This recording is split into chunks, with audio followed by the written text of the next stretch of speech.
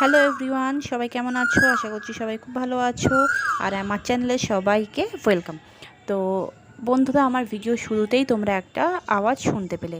সেই আওয়াজটা আশা করছি কিসের আওয়াজ তোমরা সবাই খুব ভালো করেই বুঝতে পারলে। তো মজাদার বিষয় হচ্ছে এটাই, তো এটা তো কোকিলের ডাক আমরা সবাই শুনেই বুঝতে পারলাম, কিন্তু মজাদার বিষয় এটাই যে এই প্রচণ্ড কাঠফাটা গরমে কোকিল কিভাবে ডাকছে। তো আমরা জানি যে বসন্তকালে কোকিল ডাকে, তো এটা এখন গ্রীষ্মকালে 42 ডিগ্রি টেম্পারেচার, এই গরমের মধ্যেও কোকিল ডাকছে। তো সেই কারণেই আমার এই ভিডিওটা কালেক্ট করা। তো বন্ধুরা, এই গরমের মধ্যে বসন্তকালের অনুভব পাচ্ছি, তো সেটা তোমাদের সাথে শেয়ার করব না, সেই কারণেই ভিডিওটা আমি করেছি। তো জানি না তোমরা কিভাবে নেবে ভিডিওটা। আমার কাছে এই ভিডিওটা একটু মজাদায়ক লাগলো, সেই কারণেই আমার ভিডিওটা করা।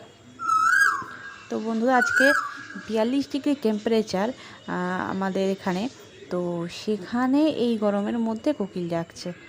কী আশ্চর্য বিষয় না! এখন সত্যি মানে কোনো নিয়মের কোনো ঠিক নেই। আমরা আগে আমরা জানি যে বসন্তকালই কোকিল ডাকে, তো এখন দেখছি বসন্তকাল বলে কোনো ব্যাপার নেই, এখন গ্রীষ্মকালে কোকিল ডাকছে। সত্যি কথা বলতে আমাদের এখানে দেখি 12 মাসই কোকিল ডাকে। তো সেই কারণেই বন্ধুরা আমার ভিডিওটা তোমাদের সাথে শেয়ার করা।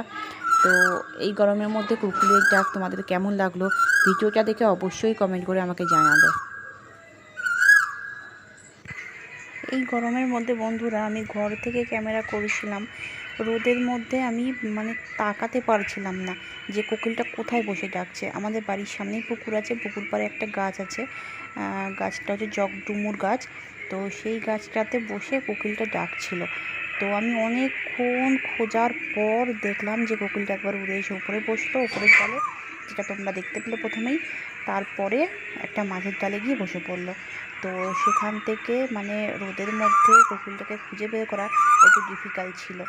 তো বন্ধুরা, সত্যিই গরমের মধ্যে কোকিলের ডাকটা শুনে সত্যি খুব ভালো লাগছিলো।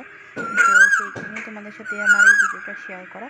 তো গরমের মধ্যেও বসন্তের আভাস কেমন লাগলো সেটা তোমরা প্লিজ সবাই কমেন্ট করে জানিও। Thank you for watching.